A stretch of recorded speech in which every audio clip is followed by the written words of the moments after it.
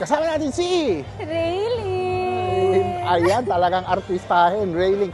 Nandito tayo ngayon, Miss Rayling, sa segment ng Missing Word. Missing word, parang magsasabi ako ng phrase or ng words, tapos kung ano dudugtungan mo. Parang exam, meron ka lang dudugtungan, parang, yun, exam nga ba yun?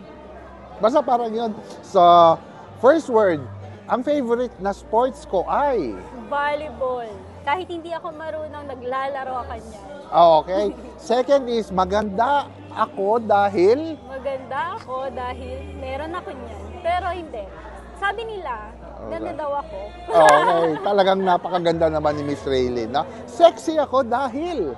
Sexy ako dahil mahilig ako mag-TikTok. Yan! Mahilig ako mag-TikTok. TikTok. Sexy daw ako doon. Okay. So, syempre, ang gusto ko sa lalaki ay?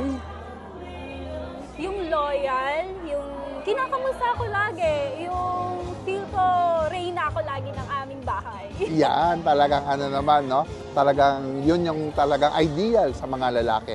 Natutuwa ako pag? Natutuwa ako pag nanonood ako ng mga funny videos, kunyari mga pusang nadulas, yung nag-aagawan sila ng mga pagkain nila, mga ganun. Okay.